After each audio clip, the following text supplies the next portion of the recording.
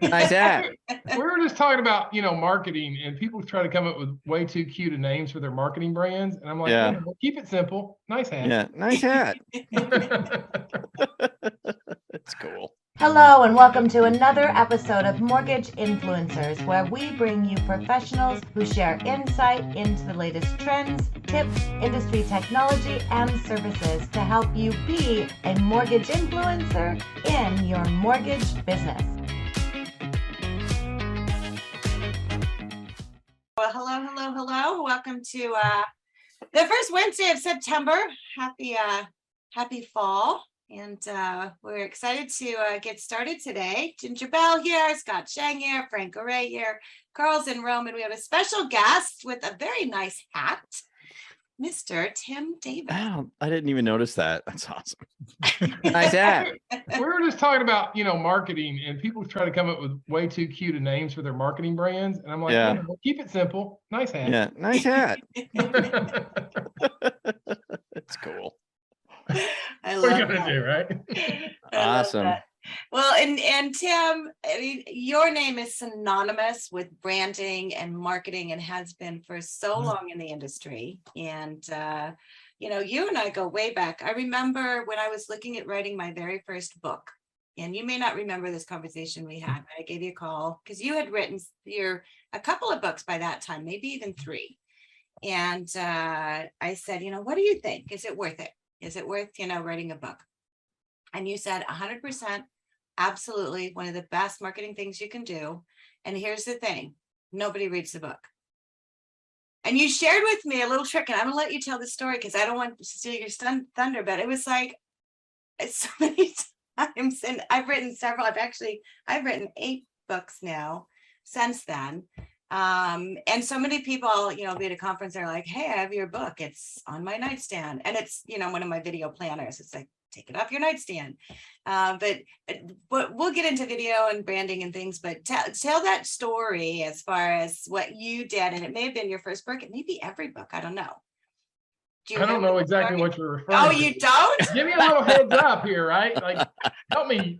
I remember make this. something up. There's this epic moment. It's like, okay, so you told me. I don't know. Maybe it wasn't true. So I'm going to call you out. Yeah, I don't know. If not, it's a really good idea. old. So you told me, first of all, book, yes, great marketing. Second, Right. You told me in your book, halfway through the book, you put a message in the book and said, congratulations, you've made it this far. Here's my personal email address. If you will email me, I will fly you out to wherever it was you were at the time and buy you lunch. And you said you had one person that had ever taken you up on that. Do you remember that story? Yeah, nobody ever. Yeah. My first book that I wrote, guys, was awful. But we were trying to. I'll tell you a quick story. So, I'm sure there's a lot of loan officers listening, and some of them may have companies that they're working for that are paying MSA agreements, and others maybe aren't paying MSA agreements, right? So we were a small brokerage, and I didn't have the money for that, nor was I willing to spend money for that. And so there was a Keller Williams office in the middle of the high-end part of Nashville. We were trying to get in there, but it was a captured office, right? And so I convinced Nick Thomas, one of my loan officers, to write a book. And our first book was called, it's awful title, so bear with me. It was called Dude, Seriously, 42 Ways You Screwed Up Your Sales Career and How to Fix Them Before You Go Broke. Now, we've learned a little bit Nice about, and short. Yeah. nice hat. Yeah. And so, Very clickable link. right. It's just horrible, right? But here's the thing. Nobody else had written a book. This was back, we were still on dial-up internet, okay? This is how long ago this was. And so we went and had this crazy picture of us all disheveled as, disheveled salespeople. We broke a laptop to create the image and blah, blah, blah, blah, blah. But it was for real estate agents. And all it really was, guys, was 42 sales tips. You can find 42 sales tips Googling them on the internet, right? Sure. And so it wasn't anything like earth-shattering, like make your sales calls and show up and follow up and just stuff like that. But here's the deal. We sent a free copy to the broker in charge at this Keller Williams office and said, hey, Tim and Nick are now speaking on sales strategies for real estate agents. We do free presentations and everybody gets a free copy of our book. Well, so they immediately responded and said, when can you guys come in, right? So we go sauntering over there to the Keller Williams office with all these books, a horrible title, just dragging them all in and everything. And the two loan officers for this other company, we knew them. They're like, "What are y'all doing here?" And we're like, "We're doing a presentation." They're like, "But you have a mortgage company." I'm like, "Well, yeah. So we're doing a presentation to real estate agents." And they're like, "You can't come in here. It's a captured office." And I'm like, "But here's the email from the broker saying that I could come in." Right? And I said, "Don't worry. We'll only be here an hour and we'll give everybody a copy of our book." We'll only be here an hour talking to all these agents. Yeah. And so what ended up happening, this is the crazy part. I don't know if anybody ever read that book or not to this day, but I don't even think I read it. But so at the end of it, we did this whole photo shoot, all these agents and the book, and they're like, "Oh, this is Tim and Nick, and this is the book." Da, da, da, da, da, da. Needless to say, it really hacked off the other mortgage company on the way out. They met us in the parking lot. They're like, "Guys, you can't ever come back." And I said, "I tell you what, I'll make you a deal. I'll make you a deal right now." I said, "I will never come back if you pay my mortgage, my grocery bill, my living expenses, my 401k. You cover all that for me, and I'll never be back again." They're like, "That's ludicrous." I'm like, "Okay, well, we're coming back next Tuesday at the sales meeting. They've already asked us." Yeah, that is awesome. That's a book. I love it. I love That the is term, hilarious. Tim. That it was a captured office. And so we started calling up Flag is there. They claimed it. Yeah. Call them all. So what you're saying, that book is the Trojan horse. I mean, there's something magical about it. We live in a digital world. I'm all about digital, and I know Scott and Frank are definitely about it too. But there's something about a $3 book, is because that's what it basically costs you to print them. But can you imagine $3 for permanent rent space in somebody's office or house? Yeah. And an open invitation to come back. Yeah, because you're perceived as an expert and an authority, and it's fun. And then they have you autograph it. And so you're sitting there thinking, "Well, I'm a loan officer. Like, I'm looking for referrals, but sure, I'll autograph your book for you," right? It's just fun, but it works. Well, I think a lot of this strategy now is getting back to that old school that so many people have gotten away, but you can still combine it with the new school. So, look at the topics that are important to people now, whether it's niche products, Frank, whether it's gizmos and gadgets, whether it's how to do video, TikTok. I have a client I'm working with. We're writing a book on how to do TikTok videos, which he's going to take into real estate agent offices. And so, having that and combining what's new with what's old, I think is so important. So, and tell me, and, we talk a lot about video in here, but really it's about being an influencer. It's about, really different things you can do to stand out. So tell me about some of the things you're doing like right now that you're really excited about in terms of standing out and building market share. Are you talking to me? Yeah, I'm talking to you. You're our guest. She already knows our stories. I know that. It's still the tried and true stuff. I mean, at the end of the day, we do a lot of events. My signature event is called Personal Branding Mastery. You've probably seen the crazy sports coat and stuff like that. I've literally been running the same slide deck for 10 years. And I think sometimes people feel like they have to come up with something new and fresh and teach something new, but it's been the same slide deck for the last 10 years. I've changed a few things, but generally speaking, it's the same deck that I've had forever. And people, I get repeat offenders that come back to the class, but we try to make it really entertaining. I think people would rather be entertained than educated. And if you can kind of, like you said, Ginger, if you can combine the two, that's really a powerful force. So I literally took a 6-month comedy class. I know most people think I need a refund from that class. I took that class just to try to figure out ways to entertain the audience and stuff like that. So we're doing that. I'll tell you another really cool thing that we're doing that can really add influence, because I know a lot of people are getting back to teaching classes right now. Yeah. And it's super easy. I actually got one sitting on my desk here. You see this right here, this little workbook, right? So if you open it up, you see how it's really colorful and all that kind of fun stuff on the inside? Yeah. That's actually a PowerPoint class turned into a workbook via Canva and then printed. Oh, very cool. And so it's one thing to say, "Hey, Scott, let me come over to your office and I'm going to teach you a class on the 2-1 buy down strategy," because that's basically what this is, right? Don't reduce your sales price. Let us show you how to save the sales price and lower the rate. But we turned it into a presentation, and then we had it printed into a workbook. And so it's one thing to say, hey, Scott, we're going to come teach this class. It's another thing to say, hey, by the way, all of your agents in attendance get a free workbook with the presentation in it. Damn. You know, that's huge, because if I'm competing against another loan officer down the street that just has the PowerPoint, but I have the PowerPoint plus a free workbook, you know, there's just something real powerful about that. And I'm still old school print, but I've had garnered so much influence by doing it this way. And you don't have to make it fancy on Canva. You can literally take PowerPoint and turn it into a workbook, but just go and file print as a workbook, and one slide deck per page with some notes. And that's plenty enough to make you a cool cover. Yeah, and if you don't even want to do that, you can send it to Fiverr. I mean, we made a buying in today's market and selling in today's market presentation and a handout. We don't have it as a workbook, and I love that idea, but I just sent it off to Fiverr and they designed it, you know, a couple $100, you're done. So taking anything, you know, Scott, that's something, and I know you've done a lot on the 2-1 buy down and trainings and helping people get started with that. So I love the workbook, adding that, because people are starting to get into offices. People are coming back now. So having that, how about mailing it? Do you mail it at all? Have you ever done that? So we learned through COVID. You know, I was the creator of the Agent Marketing Playbook. You probably have seen those out there. There's a certain company that uses them.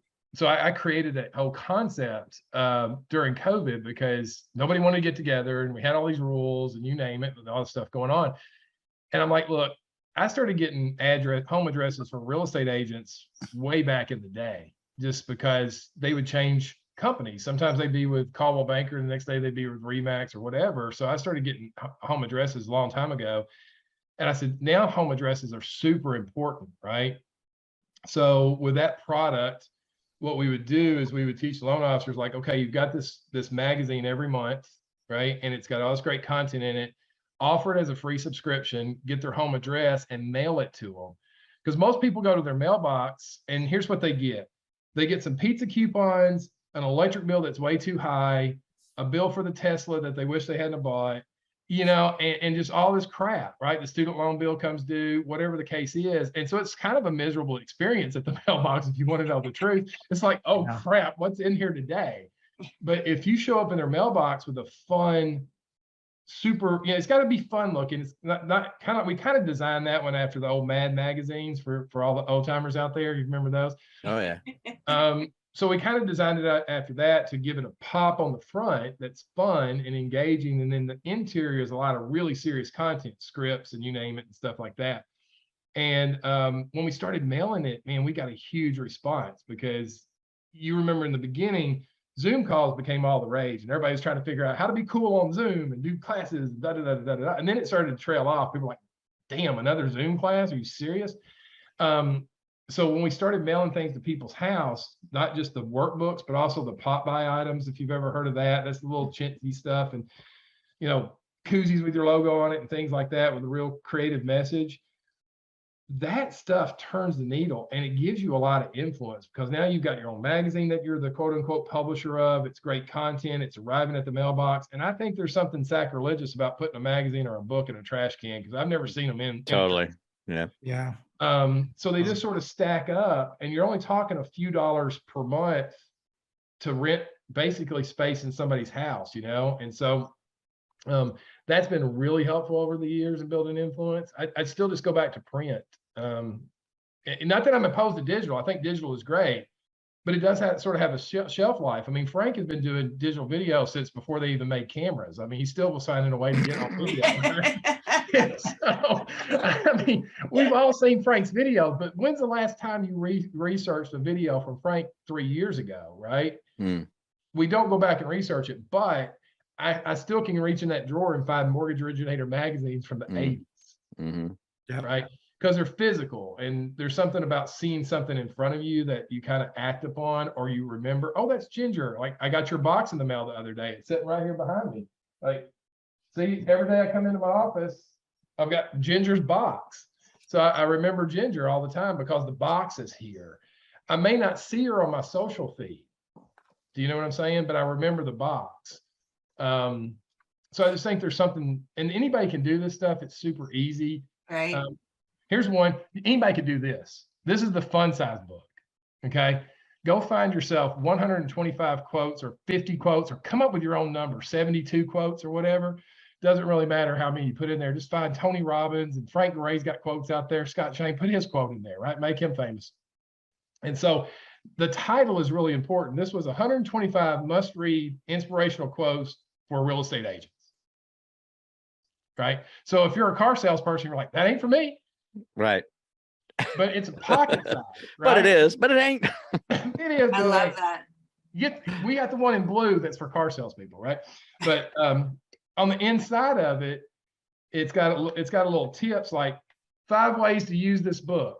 Daily motivation to pick me up, inspire your team, update your social media, put it on your voicemail. So we give them tips like, don't lose this, put it in your purse, put it in your wallet, pull it out all the time, right? And people do, like this one's really used, as you can see, but stuff like that, that's the kind of stuff that we keep doing over and over. Keep working. When you mentioned something earlier too, Tim, when you were at the real estate office and the book, and you took pictures with the real estate agents, and then you probably printed them off and the next week took them in.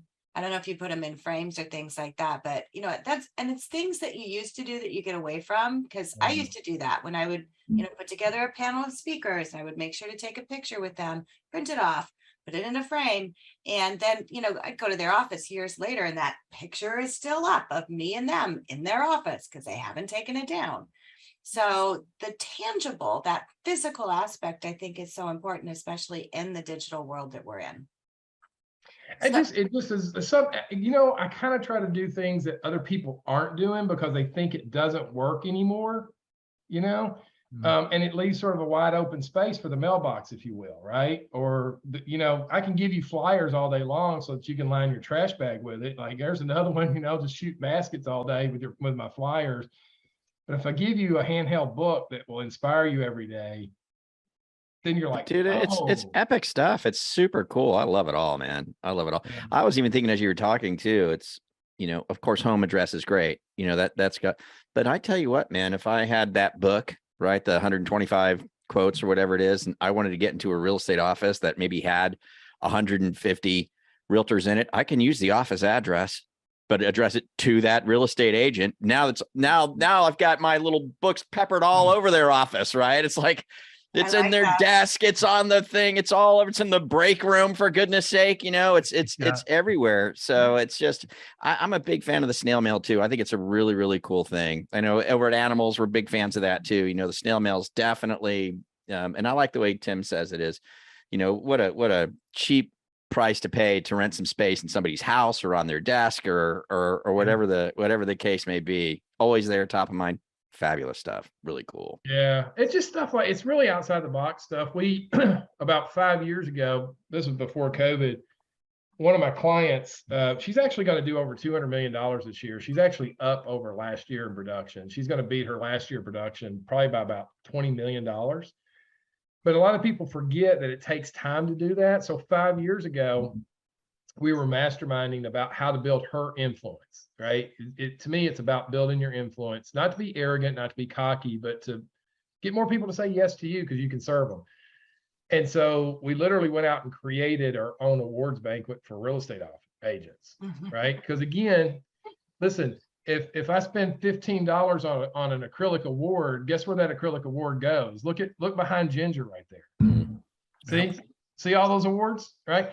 So $15 to rent space in Ginger's office is a pretty sweet deal. And so we launched it 5 years ago. She probably spends, now this is a big launch. I think she told me the other day, her total cost spend was $65,000 on this year's event, 65 grand.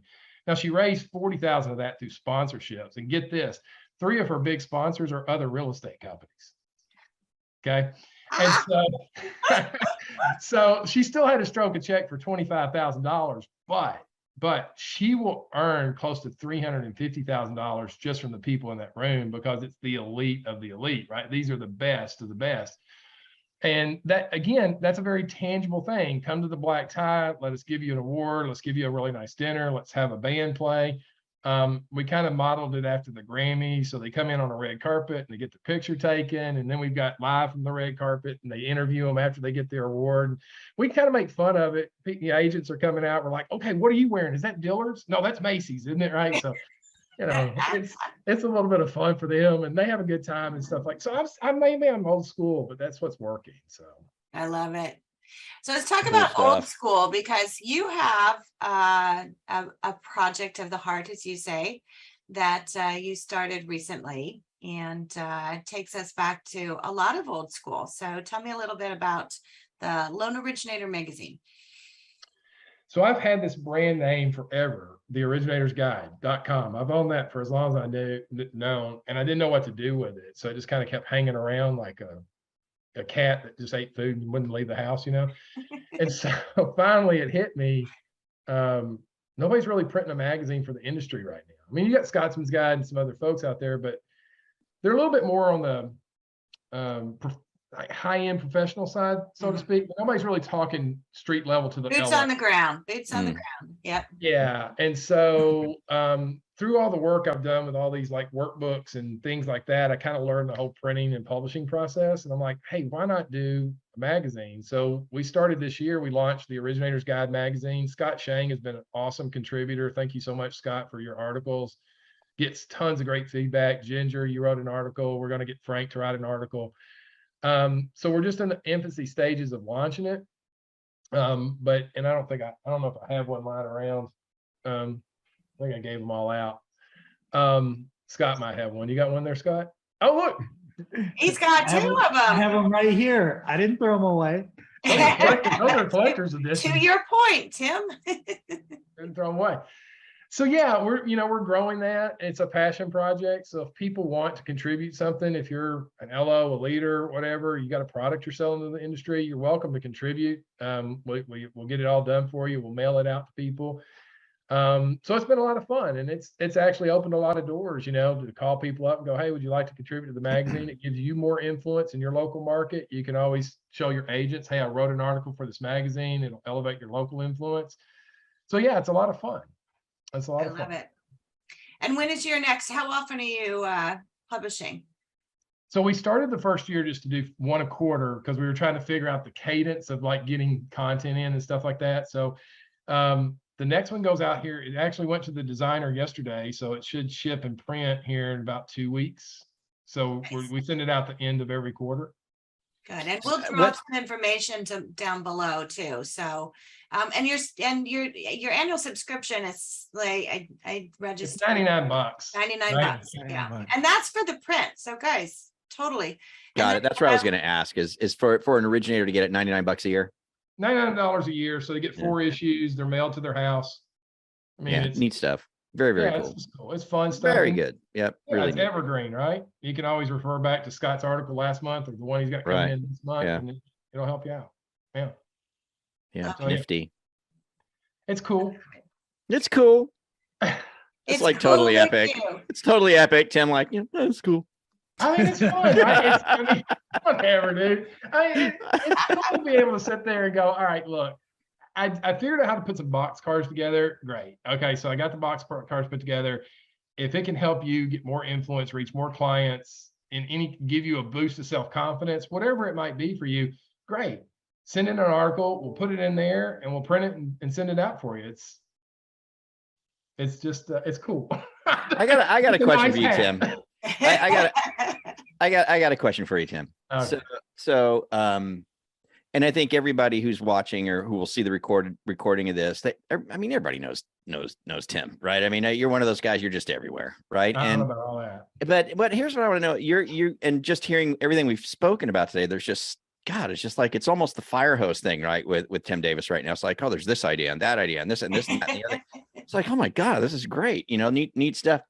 But answer us this, like, what's your day like, man? Like for you, Monday through Friday, like what's Tim's day like? Because there's a lot getting done. And this is a video marketing think we haven't talked about video, and I don't care. We're I on think but video, so there's we're that. on video, yeah, but because it's just been a really cool call. But I'm just curious, like, and I think a lot of people might be curious too, like, how does this guy squeeze all this stuff in? It's like he's doing events and he's got these magazines and he's doing this stuff and that stuff. What's your day like, and how do you juggle your day for you know what I mean? Because it's clearly it's busy. I usually sleep till 11, get up and eat some breakfast and hang out with the dog, scratch my butt, and then I kind of I spit out a magazine, and then listen. I got T-shirts too. I got T-shirts, and I want to tell you about the T-shirts, and then I'm going to tell you how my day is. But I was at a speaking event, and I was talking from stage, and I just made this up on stage. I was like, man, some of y'all don't ask for business anymore. Like, you need to start asking. Like, this crap of like, call me if you know somebody is stupid, and that's why you're broke. Like, you've got to say, right. Hey, put in your car. Ask for the business, baby. Ask for the business. And I said, like, you need to get a really big ask in life. And that's how it started, right? I'm like, and matter of fact, when you go to Thanksgiving dinner, your family needs to go, dude, you know how big your ask is? Like, you get the biggest ask in the family. Like, I'm going to get you 2 cheers for your ask. So that turned into this T-shirt. It says, does this T-shirt make my ask look big? Yeah. And so people were like, if you print it, I'll buy it. So I printed them, and people were getting them and stuff. And I'm like, make your salespeople wear this all week. It'll force people to say, what am I supposed to ask you? Like, what does that mean? Yeah. But then I made the manager version. The manager version says, I like big ask and I cannot lie. And you have to wear that. So anyway, but here's what my day looks like. Seriously, I probably wake up somewhere between 4 and 5 in the morning, right? And I roll out of bed and I take the dogs out to poop, right? That's what they have to do in the morning. I got 2 German Shepherds and a Cocker Spaniel. So I basically got a zoo. So I take them outside, and during that time while I'm waiting on them to do their business, I cut my podcast, right? So the Originator's Guide Daily podcast, right? I don't have a lot of time to sit down and do a 30-minute interview with somebody. I tried all that. I got all the equipment. I looked like I was Sony Studios over here. I never did one podcast. I found an app on my phone called Anchor. It was free. And I said, well, since I'm short on time, maybe other people are short on time too. So my whole hook on my podcast is get a tip in under 3 minutes a day, because that's about all I got in me, right? So I go out in the morning and I pop out a podcast, because I think frequency of visibility really matters. People struggle with like the frequency of how often to post or publish or whatever and things like that. So it's just become part of my routine, right? And then the other thing that I'm really big on is like the one needle mover for your business. So when I was a mortgage loan officer, the one needle mover for me, my mentor taught me, he said, look, your job every day is just go write and lock a loan. Like, that's your job. If you don't do that, you won't get paid. And I'm like, okay, well, that means I can't do email and I can't do all this other stuff. I got to find somebody that's interested in locking a loan. So I get really locked into that, Frank. And that's just what I attack during the day. Now, my job is a little bit different now because I do recruiting. So it's, I'm locked in on, I want to have one quality conversation with somebody that might be interested in the organization. So I lock in on that as quickly as I can get that done. Then I can move on to fun projects. But I also learned the art of leverage. So thank God I'm married to Angie. She's going to get a really extra big mansion in heaven for putting up with my crap.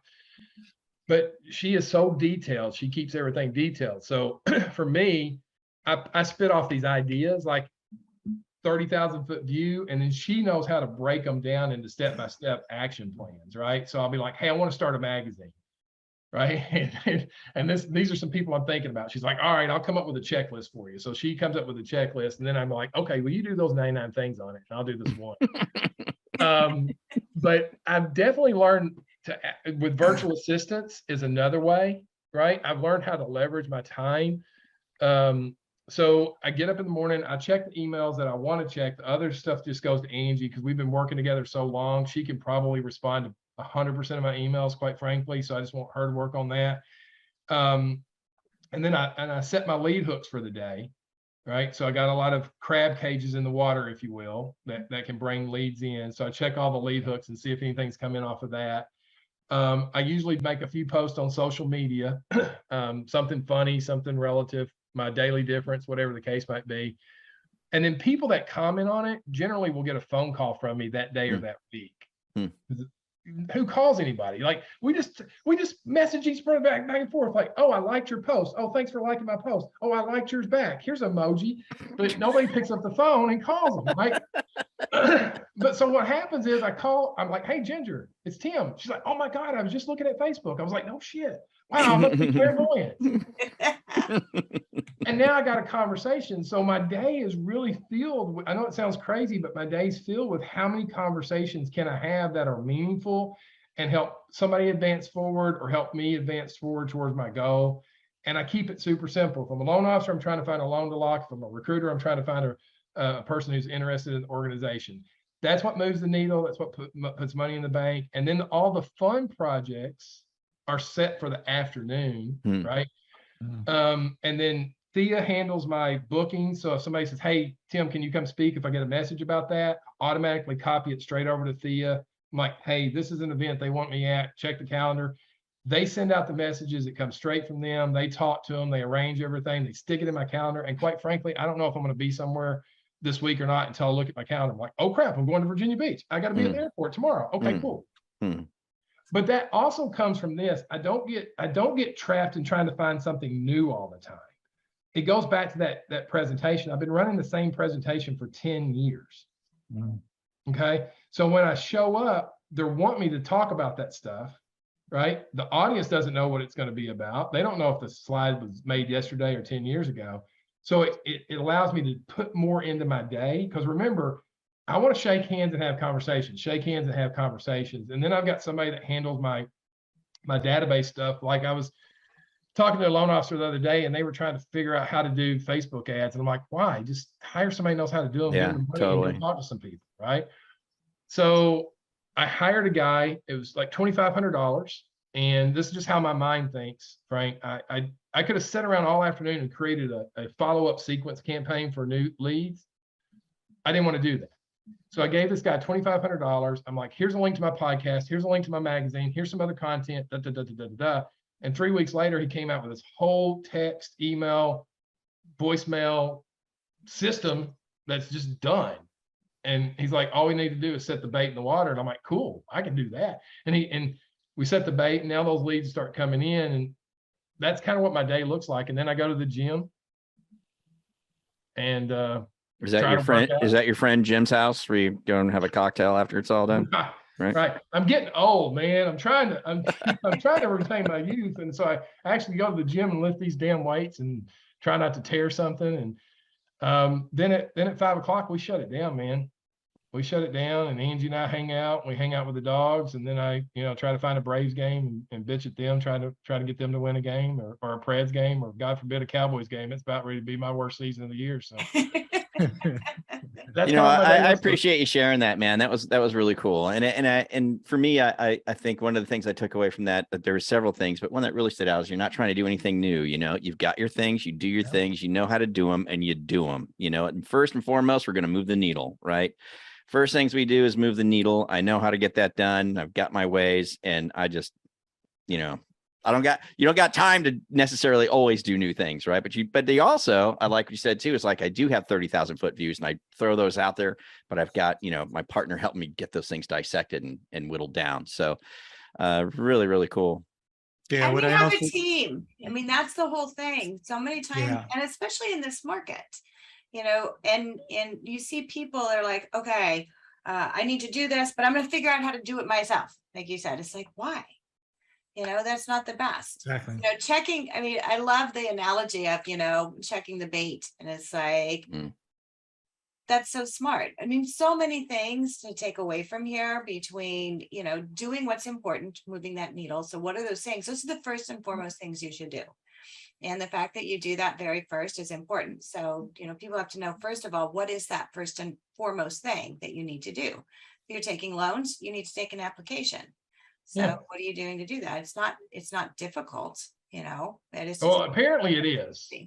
Apparently it is. Apparently it's incredibly difficult to have conversations with people. Listen, I've got this, when I do this presentation for loan officers, there's this lady, I'm going to call her Mary. Okay. So if you leave my neighborhood and you go up Central Pike, you cross over this one section that's pretty sketch. And I like to go through there just to see if I can come out on the other side surviving it, And so it's Old Hickory Boulevard in Central Pike by Summit Hospital. If you ever want to try it out and test your man card, go look. So there's this lady named Mary. For as long as I can remember, Mary sits on the street corner. Okay, she has a wheelchair, and God bless her, she has trouble walking. She has a cane, and we have this thing called the contributor, which if you're homeless, you can sell the contributor to cars on street corners for $1 a piece. Okay. And I've seen Mary out there in 100-degree heat. I've seen her in the rain. I've seen her in the freezing cold. I've seen her almost get run over by a car. It's terrible that the conditions that she's worked in, right? All for $1. And you know how many rejections she gets? How many times do you think she gets flipped off? Go away. I don't have $1. Da, da, da, da, da. I don't know what she makes per day, but let's just say she gets $10 a day or $20 a day out of the hundreds and hundreds of cars or thousands that could pass that intersection. And all I'm asking a loan officer to do is take a realtor to lunch who only makes $45,000 a year and needs you to pay for lunch because they're broke anyway. And you get to come back to a nice office with air conditioning and all this wonderful stuff while Mary's out there schlepping for $1, and you can't even ask somebody to freaking lunch. Give me a freaking break, man. Come on. You're bitching and complaining because last year you made 50 grand a month, and this year you're only making 32 grand a month. But I guarantee you, if I put you up in any church and ask you to go to the front of the church and tell the congregation that you're sad because you only made 32 grand last month, you wouldn't do it because you'd be freaking embarrassed. Go out there and freaking ask somebody or get your tail kicked by Mary on the street corner. Your choice, not mine. No. Good stuff. Better hope Mary doesn't start slinging loans because Right? I don't know. Everybody. She's a hustler. Yeah. Okay. So Sorry. Tim, are you in Nashville? Yeah. Yeah, that's what I thought. So we're all going to be in Nashville in November. Are you coming to the thing? Well, we're going to, it's a freedom club. So Tim has Animals. a thing. You got a thing? He's got a We thing. got a thing. He's got a thing that's like the week before. So we're going to have to coordinate about things Yes. and figure out what that is, because Tim has an event he's putting together that's like right before Freedom Club. Oh, cool. So, Well, yeah. So let's definitely chat about that and see if we can get things together. But at the very least, we would love to be able to sit down with you and Just message Thea. She'll give you my schedule. Yeah, break some bread, man. Do what? Break some bread. Yeah. Get Thea will together. give you my calendar and the whole 9 yards. You can get Frank a nice hat. Nice hat, Frank. I'm just trying to keep I things love it. simple. Just trying to keep things simple. I love it. I love it. Well, Good Tim, stuff. thank you so much. As always, just so many great things to learn from you. And you've been at this for you're an amazing coach. I know you do so much for the industry. So I want to thank you so much for that. And I would love to have you back on again to not talk about video. Hey, I love Video Mastermind where we don't talk about video because that really rings home. You guys are such experts at video. Like I am not. Like I barely got this thing set up today. So I'm certainly not the Scott Shangs and Frank Garays of the world. You guys are total experts. I appreciate all you guys. You guys have been friends for a long time, and thank you for your friendship first and foremost. The heck with loans, right? We just all need better friends in this world. So I really appreciate you guys. Likewise. Great. Same Okay. here. So thanks so much. And Awesome. make sure and tune in next week. We're going to have Kelly Zitlow on, and Kelly does do a lot with video. Next week is the real video class. So Tim tells you what to do to leverage all the things you're doing with video. But I appreciate you guys. Thanks so much. And we'll see you next week. Thank you guys. Good to see y'all. Good to see you. Bye-bye.